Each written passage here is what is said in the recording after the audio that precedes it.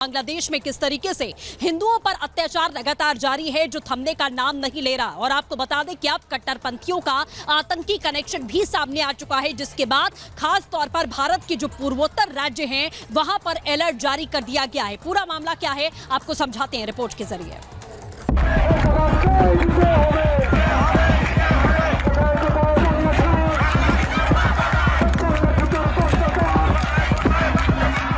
गोपालगंज, नरैल और गोबारदा ये बांग्लादेश के वो जिले हैं जहां बीते कुछ दिनों में हिंदुओं के खिलाफ हमलों को लेकर पुरजोर विरोध देखने को मिला है।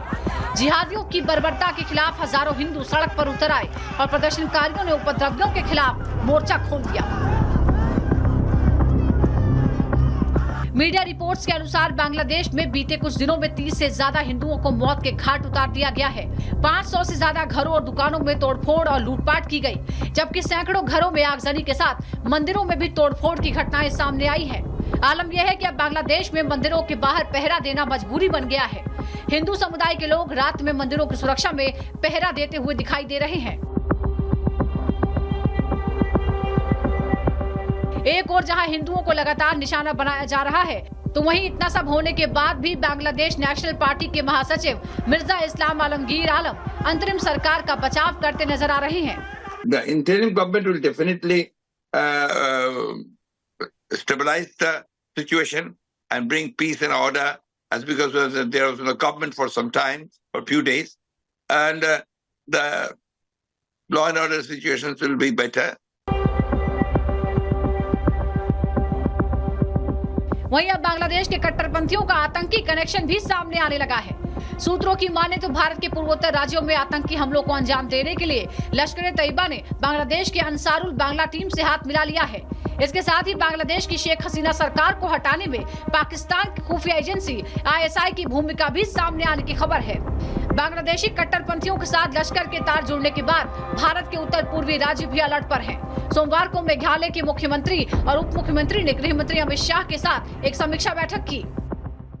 We have briefed the Honorable Home Minister that there was good work that is going on by the BSF and the Army, and very strict monitoring is being done currently by these two forces. And at the same time, the Meghalaya police also is on high alert. We also informed him that we have put night curfew all along the international border to further strengthen the overall security scenario in the border zone. Bangladesh में हिंदुओं पर हमलों के खिलाफ भारत में जोरदार विरोध देखने को मिल रहा है। उत्तर प्रदेश से राजस्थान और महाराष्ट्र से लेकर तेलंगाना तक हिंदुओं की हत्याओं पर लगाम लगाने की मांग को लेकर प्रदर्शन हो रहे हैं। देश के साथ विदेशों में भी इसका असर देखने को मिल रहा है। बांग्लादेश में अल्पसंख्यकों पर अत्याचार के विरोध की गूंज 7 समुंदर पार अमेरिका और कनाडा में भी सुनाई दी, जहां हजारों लोगों ने सड़क पर उतरकर विरोध जताया।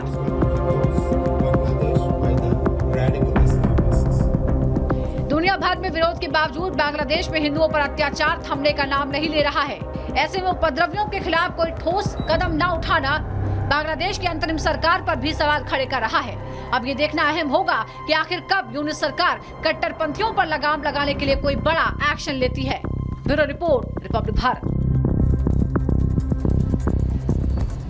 और इसी बीच एक और बड़ा अपडेट आपको दे दें कि ढाका में वीजा सेवाएं बहाल कर दी गई हैं। जिस तरीके से हिंसा लगातार जारी है आपने देखी, और उसके बाद में इन सेवाओं को बाधित किया गया था, इस पर पाबंदी लगा दी गई थी। लेकिन अभी धीरे धीरे जिस तरीके का दावा यहां पर किया जा रहा है कि स्थितियां वहां सामान्य होंगी, और सबसे बड़ी बात हिंदुओं को लेकर जिस तरीके की परिस्थिति अगर बनी हुई है, तो वीजा सेवा भारत की ओर से बहाल कर दी गई है। ये इस वक्त की बड़ी खबर आपको बता दें। जिस तरीके की जानकारी अभी मिल रही है ढाका से कि भारत की तरफ से जो वीजा सेवाएं हैं उसे बहाल कर दिया गया है। हिंसा के बाद में इन सेवाओं को पूरी तरीके से बाधित कर दिया गया था, लेकिन फिलहाल अब भारत ने वीजा सेवा बहाल कर दी है। तो बांग्लादेश में हिंदुओं पर अत्याचार लगातार बढ़ता हुआ इस वक्त दिखाई दे रहा है, जिसकी तस्वीरें भी लगातार आप यहां देख पा रहे हैं कि किस तरीके के हालात यहां पर बने हुए हैं। फिलहाल ढाका में भारत ने जो वीजा सेवाएं हैं उसे बहाल करने का फैसला किया है, बहाल कर दिया है।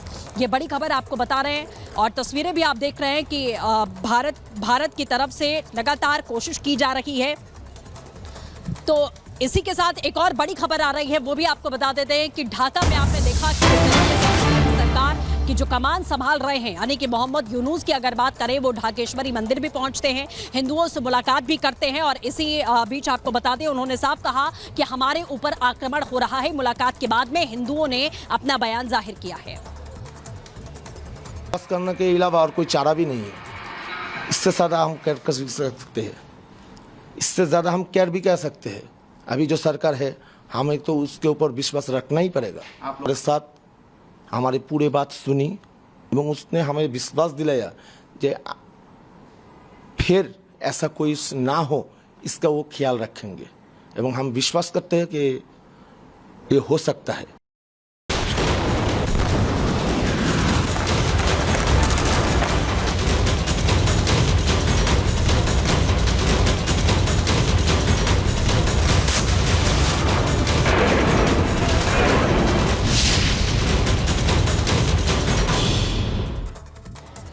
बात ईरान और इजराइल की करेंगे। आपको बता दें कि ईरान और इजराइल के बीच का जो तनाव है वो लगातार बढ़ता हुआ दिखाई दे रहा है और इस पूरे परिस्थिति में अगर कोई घी डालने का काम कर रहा है तो वो ईरान समर्थित संगठन यानी कि हिजबुल्लाह है। हिजबुल्लाह की ओर से लगातार ये कोशिशें यहां पर की जा रही हैं। हिजबुल्लाह की ओर से कई इलाके ऐसे हैं जहां पर टारगेट किया गया है, इजराइल में हमले किए गए हैं और अब इजराइल भी पलटवार करने की तैयारी कर रहा है। दूसरी ओर ईरान भी हमले की तैयारी करके बैठा हुआ है। क्या परिस्थितियां बन रही हैं आपको दिखाते हैं इस रिपोर्ट में।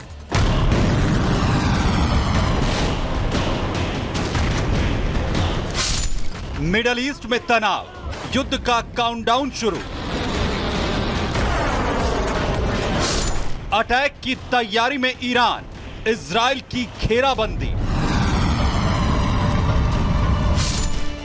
बॉर्डर पर रडार की तैनाती, फ्लाइट्स भी कैंसिल। महायुद्ध की रणभेरी बच चुकी है, इजराइल और ईरान में ठन चुकी है। 24 घंटे के अंदर कुछ भी हो सकता है। इस्माइल हानिया की हत्या के बाद से ईरान तिलमिलाया हुआ है। बस ईरान मौके के इंतजार में है और इजराइल पर ताबड़तोड़ बमबारी करना शुरू कर देगा। वहीं हिजबुल्लाह ने इजराइल पर लगभग 30 मिसाइलें दागी हैं। इनमें से ज्यादातर मिसाइलें खुले मैदानों में जाकर गिरी, जिससे किसी तरह के जान माल का नुकसान नहीं हुआ। लेकिन ईरान और इजराइल के बीच बढ़ते तनाव से पूरी दुनिया में हलचल है। वैसे पहले से मिडिल ईस्ट युद्ध की आग में झुलस रहा है और ऐसे में भारत भी मिडिल ईस्ट में बढ़ते तनाव को लेकर चिंतित है। ईरान ने फतेह मिसाइल तैनात कर दी है, बॉर्डर सील कर दिया है और बॉर्डर पर रडार की तैनाती कर दी गई है।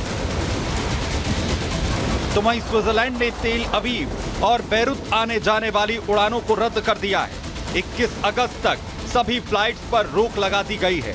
तो वहीं इजराइल ईरान तनाव के बीच अमेरिका ने भी मिडिल ईस्ट में पनडुब्बी भेजने का ऐलान कर दिया है।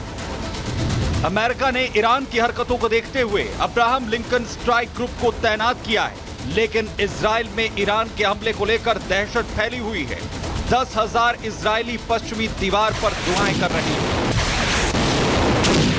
हमास और हिजबुल्लाह के बाद ईरान हमला करने की पूरी तैयारी में है, तो वहीं इजराइल लगातार हमास पर हमला बोल रहा है।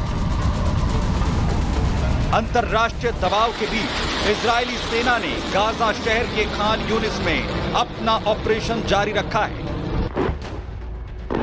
इजरायली हमले में गाजा के यूनिस इलाके में कम से कम 16 लोग मारे गए, जबकि हिजबुल्लाह का कमांडर फुआद शुक्र की बेरूत में हुई हत्या के बाद तनाव और ज्यादा बढ़ गया है। यही वजह है कि मिडिल ईस्ट इस वक्त युद्ध का मैदान बना हुआ है। Bureau report, Republic Bharat.